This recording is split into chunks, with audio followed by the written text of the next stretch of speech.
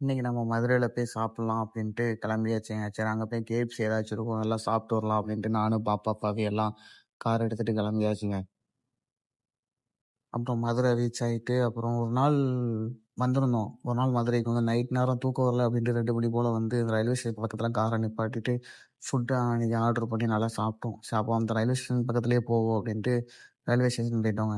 போய் அதுக்கு வெளிய கார் பார்க்கிங் மாரி இருக்கும். கார்லாம் நிக்கிற இடம். ஆட்டோ நிக்கும்ல அந்த இடத்துல கார நிப்பாட்டிட்டு, அப்புறம் உட்காந்துருந்தோம். உட்காந்துருந்து லைட்ட போட்டு பார்த்தா, பாப்பா என்னடான்னா தூங்காம அவளும் எந்திச்சு உட்காந்துருக்கா. சரி அப்படின்ட்டு சரி ஸ்விக்கில ஆர்டர் போடுவோம் அப்படின்ட்டு ஸ்விக்கில ஆர்டர் போட்டோங்க.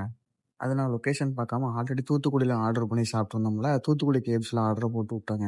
அதுக்கப்புறம் என்ன பண்றதுன்னு பார்த்துட்டு 10:56க்கு போட்டோம். 10:57க்கு உடனே இன்ஃபார்ம் பண்ணி கேன்சல் பண்ணுங்கன்னு சொன்னா, அவன் என்னடான்னா வளவளன்னு பேசிட்டே இருக்கான். கேன்சல் பண்ண மாட்றான்.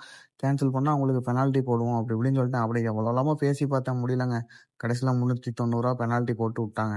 வேற என்ன செய்ய ஸ்விக்கில ஆல்ரெடி ஒரு ஆர்டர் வேற கேஎஃப்சில போட்டோம். 2 ஆர்டரா போட்டிருந்தேன். சரி ஒரு ஆர்டர் வந்துட்டு அந்த ஆர்டரா வாங்கி வச்சு கேஎஃப்சி ஃபுட்டே சாப்பிடணும். அப்புறம் கேஎஃப்சில வந்து அந்த பாப்கார்ன் மட்டும் சாப்பிட்டுட்டு இருந்தோம். அடுத்த ஆர்டர் ரைஸ் ஒண்ணு போட்டிருந்தேன்.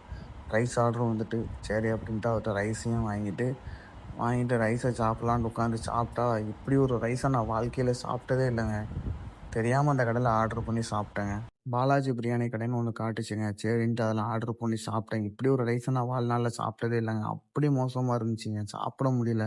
சரி ஸ்விக்கிலயாவது ரேட்டிங் போடுவாங்க. ரேட்டிங்க பார்த்து நம்ம ஆர்டர் பண்ணி கரெக்ட்டா நல்ல ஃபுட்டா ஆர்டர் பண்ணி சாப்பிட்டுறலாம். ஆனா சொமேட்டோல அப்படி இல்லங்க. இது எத்தன பேர் ஆர்டர் பண்ணியிருக்காங்க, எத்தன பேர் ஆர்டர் கம்மியா பண்ணியிருக்காங்க அப்படின்னு காட்டுது. அப்போ நெறைய ஆர்டர் இத பண்ணியிருக்காங்கன்னு சொல்லிட்டு, தெரியாம இந்த ரைஸ வாங்கி சாப்பிட்டேங்க.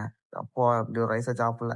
அப்புறம் ஆச்சி செட்டிநாடு ஹோட்டல் பக்கத்திலேயே தான் இருந்திருக்கு. அதில ஆர்டர் பண்ணி சாப்பிட்டேன். அந்த ரைஸ் கூட சூப்பரா இருந்துச்சுங்க. அப்புறம் சாப்பிட்டு நல்லா சாப்பிட்டு அதுக்கப்புறம் அப்படியே கிளம்பிட்டோங்க. ஊர பார்த்து கிளம்பியாச்சுங்க.